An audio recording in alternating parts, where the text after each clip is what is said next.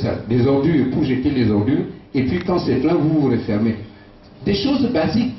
On se dit, quelqu'un qui sait se laver les mains, quelqu'un qui lave les habits, après le repas, quelqu'un qui sait brosser ses dents, c'est des choses aussi simples, aussi élémentaires que l'UNESCO avait introduit dans son programme, en se disant, si les Africains apprennent ces notions élémentaires de la vie, bon, on aura formé une classe des gens. Il y a les enfants, il faut leur donner de la nivaquine, il faut les désinfecter, vraiment des choses très très simples, qui ont duré, c'est-à-dire pour ceux qui sont de ma génération, nous avons avalé des produits, des quinines, hein, à un rythme régulier.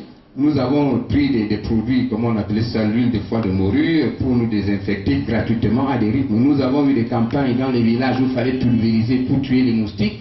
C'était des choses qu'on apprenait dans les villages. Donc, pour dire que l'UNESCO, du système des Nations Unies, avait pris en compte le volet social. Et pour le mettre en pratique, il fallait passer par les médias. Donc, la radio, la télévision, ces organes, en utilisant les journalistes de développement, ont abondamment répandu cette notion. Donc, si les médias, et je vais avant de terminer là, le volet livre n'était pas exclu. Parce qu'on s'est dit, la radio, d'accord, la télévision, d'accord, mais il faut le livre. Il faut le livre qu'il faut utiliser dans le contexte africain. On a confié, pour ceux qui lisaient Le Monde, on a confié à un certain Robert Escapit, professeur émérite à l'université de Bordeaux, qui était biétiste dans le journal Le Monde, la mission d'installer dans 2 pays sélectionnés en Amérique latine, c'était en Colombie, Bogota, en Afrique, c'est le Cameroun. On a choisi le Cameroun. Robert Escapit a fait des études pour voir quel est le pays le plus central à l'intérieur duquel on peut mettre des structures pour fabriquer le livre localement avec des contenus locaux et qu'ils coûtent moins cher. Ils ont créé le CEPER. Donc c'était des études de Robert Escapit financées à 100% par l'UNESCO pour que le livre coûte moins cher. Là encore, c'était un moyen, un autre moyen de permettre aux Africains de s'éduquer à moins de frais. Ils ont installé donc CEPER au Cameroun, ils ont installé l'équivalent du CEPER à Bogota. Le cahier de charge voulait que, après quelques années, 10 ans, peut-être 15 ans, je ne sais pas, que l'UNESCO arrête de financer le CEPER et que les pouvoirs publics, même au plan régional, prennent cet outil précieux pour qu'il continue. Bon, la suite, vous savez, allez passer par là, vous allez voir les Songo qui ont pris la place, et puis des machines increvables qui sont pourtant en train de crever là-dedans, tout simplement parce que ce volet éducatif, nous l'avons relégué peut-être au second plan, ou alors nous avons estimé qu'il pouvait être géré par d'autres personnes que le public. Pourtant, l'État a cette responsabilité majeure, obligatoire, d'accompagner ces jeunes enfants dans l'éducation. Donc, je ne vais pas revenir là sur les missions des médias qui sont très connus. Il faut informer, il faut dénoncer, c'est ça, on ne le dit pas suffisamment, il faut dénoncer, il faut éduquer, il faut former et il faut distraire. Bon, donc, dans ces missions, je pense que vous en avez écouté suffisamment, il nous revient de parler tout simplement de ce qui est éduqué et de ce qui est de former. Alors, je voudrais vous citer des cas des plus récents qui m'ont préoccupé et qui ont fait partie non seulement de mes contributions, mes réflexions rédactionnelles, mais également d'une interpellation des pouvoirs publics dans les missions qui reviennent, que la presse, que les médias ont adoptées, mais qui sont d'abord des missions régaliennes de l'État, c'est-à-dire éduquer et former. Tout récemment, comme ça, à côté de mon bureau, je bavardais avec une de mes collaboratrices. On a vu un petit enfant. J'ai ressorti ça dans le journal, dans une position éditoriale qui est connue, il y a 3 semaines. Un petit enfant était en train qui faisait une commission, peut-être 5 ans, maximum 6 ans. Il s'est arrêté devant un poste de télévision et il répétait mieux que l'auteur lui-même, ou autant que l'auteur, la chanson Coller la petite. Alors, cette chanson, le petit était en train de répéter, il dansait, et les mots à mots, il connaissait tout par cœur, avec les gestes aussi, les gestes. Un petit enfant, il y avait des adultes qui consommaient. Et moi qui ne suivais pas ce morceau, je ne savais même pas ce que c'était, j'étais avec ma collaboratrice, elle s'est levée, elle a chassé le petit, elle avait une tape sur les fesses, allez, va à la maison. Et j'ai demandé, c'est quoi ça? Elle m'a dit, mais tu ne connais pas la chanson en vogue? C'est Coller la petite. Elle est rentrée dans les détails pour me dire le contenu de cette chanson. Ce n'est pas possible. Alors, tenez-vous tranquille. Quelle est la chaîne de télévision qui diffusait ces titres à succès? France 24. France 24. France 24 n'a pas diffusé ce morceau par hasard. C'était à l'issue d'un reportage au Cameroun. Voilà les déviances dans un pays, le Cameroun. Et il se plaisait, c'est-à-dire le journaliste qui relatait ça le faisait avec un brin d'humour, d'ironie, même de plaisir. Voilà ce qui se passe au Cameroun. Coller la petite, vraiment, le contenu des paroles, je vous assure que j'ai demandé, on m'épargne de ça, on m'a expliqué un tout petit peu ce que ça voulait dire, qu'on m'épargne de ça. Je ne voulais pas suivre le contenu. Voilà donc un média puissant, organisé, revenant d'un pays puissant, organisé, éduqué, qui vient diffuser, qui vient relayer une chanson immorale dans un petit pays, entre guillemets, c'est-à-dire qui n'a pas autant de moyens de mettre sur pied une télévision comme France 24 dans le monde, et qui vient donc diffuser ça. Et ce disque est repris dans le monde entier, avec délire, avec satisfaction. Alors, il n'y a rien pour rien. C'est un buzz de cette télévision, tant mieux. Mais pour nous autres éducateurs, pour nous autres journalistes, nous en avons été sérieusement heurtés. Sérieusement heurtés. Et revenons un tout petit peu sur l'histoire de ce pays qui aide à diffuser dans ces médias puissants ce genre de messages que nous considérons comme immoraux chez nous. Il y a quelques années, un chanteur français que vous connaissez tous, même si vous ne l'avez jamais salué, il s'appelle Johnny Hallyday. Johnny Hallyday, dans les années 70, avait diffusé un morceau, Jésus-Christ est un hippie. Pour ceux qui savent ça, Jésus-Christ est un hippie. Il embrassait les filles au sein nu, non, il n'arrêtait pas de se faire arrêter, il fumait de la marijuana, il se baladait dans... Voilà le contenu de ce morceau. Jésus-Christ est un hippie. Pour les chrétiens catholiques, je peux vous assurer, ils en étaient tous heurtés. La France, pays chrétien, catholique, c'était un gros sacrilège. Le Vatican, on pouvait s'y attendre, en même temps que la France, ont condamné ce morceau, et dans les semaines qui suivaient, Johnny Hallyday menacé d'excommunication, les autorités françaises ont retiré ce morceau. Ça ne passe plus. Ça ne passe plus. Parce que quand même, la jeunesse chrétienne ne peut pas être éduquée avec des morceaux comme Jésus-Christ est un hippie. Le mouvement hippie, pour ceux qui s'instruisent beaucoup, vous ne l'avez pas connu, le mouvement hippie c'était un mouvement mondial. Un mouvement soit de pacifistes, dit des pacifistes, mais qui avait la culture de la paix, d'accord, mais qui avait aussi le marijuana comme vraiment n'importe qui pouvait fumer comme des cigarettes, mais qui avait un mode de comportement qui ne correspondait pas totalement. Alors, on dit que Jésus-Christ en faisait partie. Bon, toujours dans le même registre de Jésus-Christ, excusez-moi, je vais être très bref là, un séminariste bien connu, aujourd'hui il fait de grands films, il s'appelle Martin Scorsese, il fut séminariste au grand séminaire d'Athènes. En 88, il sort un film.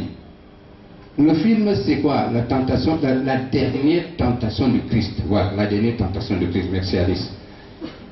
Que dit la dernière tentation de Christ? Jésus a été tenté dans le désert, il devait sauter, Satan lui avait dit saute là, tu vas trouver la nourriture, je vais te donner, ça c'était la tentation pendant ces 40 jours de jeûne.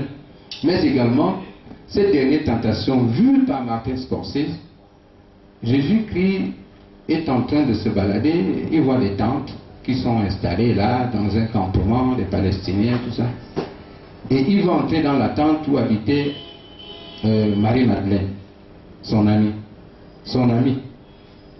Alors il se rend compte qu'il y a un mouvement saccadé de la tente. Imaginez-vous un mouvement saccadé, c'est-à-dire que c'est une tente quand même. Si vous posez le pied quelque part, ça va bouger et le mouvement est saccadé. Bon, je ne vais pas faire un dessin, je ne vais pas faire un film. Imaginez-vous ce qui peut se passer dans cette tente avec ce genre de mouvement. Marie-Madeleine était dedans. Jésus veut ouvrir la porte pour entrer, il hésite, il veut une deuxième fois, il hésite. Hein? Donc, vous pouvez imaginer ce que Jésus voulait aller faire là-bas. Du moins, tout au moins d'après Martin Scorsese. C'est une tentation. Qu'est-ce qui s'est passé quand le film sort? Blasphème, blasphème. Moi, je suis allé voir le film. J'étais en Europe, je suis allé le voir. Qu'est-ce qui s'est passé? La France qui diffusait les nouveaux films tous les mercredis dans toutes les salles, il y en a plein dans la ville de Paris. Il y a une seule salle qui était autorisée à Boulevard Saint-Michel, une seule salle. Et pour y accéder, il fallait 3 cordons de policiers et de gendarmes. Et ce film-là était autorisé de ne durer qu'une semaine, alors que les films durent minimum 1 mois. Qu'est-ce qui s'est passé dans le reste de l'Europe? Le Portugal a diffusé ce film, on a brûlé la salle. L'Espagne a diffusé, on a brûlé la salle. L'Italie, on a brûlé la salle. Le Brésil aussi, on a brûlé la salle. Et la France, après une semaine, pour les libertés, on a retiré. Ça veut dire quoi? Ça veut dire que c'était un film qui n'éduquait pas. Il n'éduque pas. Mais vous voyez avec quelle délectation ils viennent projeter chez nous des musiques que nous considérons comme immorales.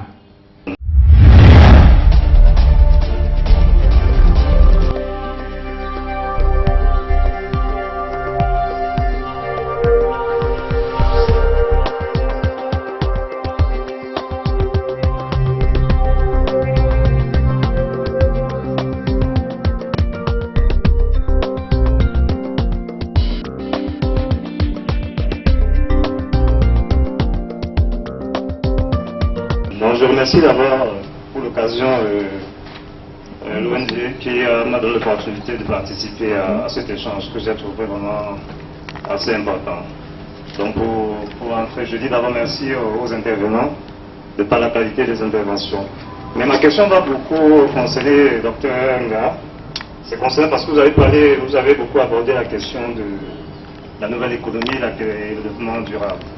Et tout au long de votre exposé, vous avez, je passe sur votre contrôle, vous avez abordé trois querelles au niveau du modèle de la nouvelle économie. Vous avez parlé parfois de l'approche de l'État, vous avez parlé de l'approche de l'économie du marché, et vous avez abordé le troisième volet qui est la partition entre le partage de l'État entre les autres intervenants qui peuvent être les organisations internationales, la société civile et autres.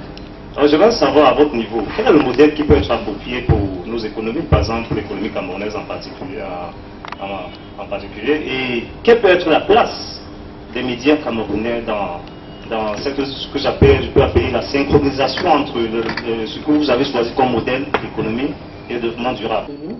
Je dirais simplement à M. Tika que si j'ai mentionné le troisième modèle, ce n'est pas par hasard. Le troisième modèle, je pense que c'est la voie qui s'ouvre aujourd'hui, n'est-ce pas? Et c'est ça le fondement de la nouvelle économie. Parce que le troisième modèle voudrait offrir la chance à tout le monde. C'est-à-dire que l'on soit petit, que l'on soit illettré, n'est-ce pas? Ou que l'on soit sans argent, n'est-ce pas? En suivant cette troisième voie, on peut y croire. Et Monsieur Tadoum a donné l'exemple de quelqu'un dans la voie du paysan qui est parti tout petit, n'est-ce pas, en faisant des petites bricoles et qui aujourd'hui s'est réalisé, n'est-ce pas, et est en train de devenir plus grand que cela. Et ce que les médias peuvent faire comme travail par rapport, n'est-ce pas, au développement, n'est-ce pas, ou à la promotion de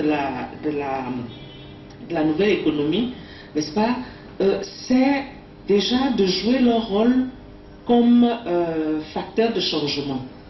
ils peuvent être facteurs de changement dans les connaissances que nous avons, en modifiant la manière, n'est-ce pas, des individus d'agir. Ils peuvent être facteurs de changement dans les comportements, facteurs de changement dans les modes de vie. Donc la troisième voie de l'économie aujourd'hui, n'est-ce pas, c'est la voie de l'économie qui offre des chances à tout le monde, que l'on soit grand ou petit, ou que l'on soit lettré ou non, n'est-ce pas, mais en se basant sur les nouvelles réalités de l'environnement, y compris scientifique. Et j'ai parlé des TIC. Voyez simplement le nombre d'entreprises qui naissent à partir des TIC, à partir des petites initiatives, le nombre de choses qu'on peut faire à partir de cela. So my question goes to Monsieur Messé. Monsieur Messé, you were just talking about the fact that there's no regulation agency governing the media, but I think on my own that there's a national communication regulation who is responsible for that. So what is really their role? What are they really doing concerning all the music that is being diffused in our radio and our television? Thank you. Je vous assure que lorsque j'ai publié mon éditorial, j'ai invité Cécile à lire cet éditorial-là sur le cas. Le titre c'était « Coller le salaud ». Coller le salaud. Parce que j'estime que le procureur de la République, parce que les médias ont dénoncé, on doit lui coller un procès. On doit lui coller un procès et les motifs ne manquent pas. Les autres artistes feront attention. Parce que si les médias n'ont pas le pouvoir de dénoncer, et si ceux qui doivent faire régner l'ordre, c'est-à-dire la police, la gendarmerie, la justice, s'ils ne suivent pas les dénonciations des médias, eux qui n'ont pas le pouvoir de sanction, ils seront considérés comme dirait le chien à boire, la caravane passe.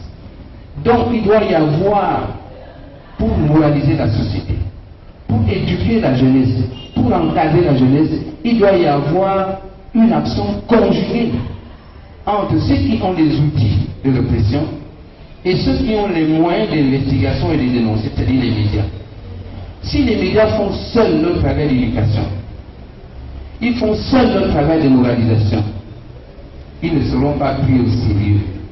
Ils seront considérés comme un jeune qui m'a écrit une longue lettre me disant « Monsieur, votre temps est passé, laissez-nous jouir de notre jeunesse et de notre liberté ». J'ai dit « Bravo, bravo ». Il a dit Franco est un génie qui a fait une étude de marché. Il a vu qu'il y a une population qui attend. Et il a donné à la population le produit qu'il faut. Regardez comment il carbure dans les sondages, le buzz. Et c'est le disque le plus vendu. Parce qu'il est le disque le plus vendu, il n'est pas forcément le meilleur. Le message n'est pas forcément le bon. Et j'ai reçu à peu près 870 lettres sur ma page Facebook. Et sur les 870, si j'ai compté à ce jour, je ne connais pas le reste d'autres pays, il y a à peu près 200 qui m'ont dit bravo. Le reste, foutez-nous la paix. Votre temps est dépassé. Vous nous emmerdez, nous sommes libres. Et tout en vous remerciant, je vous invite à réfléchir sur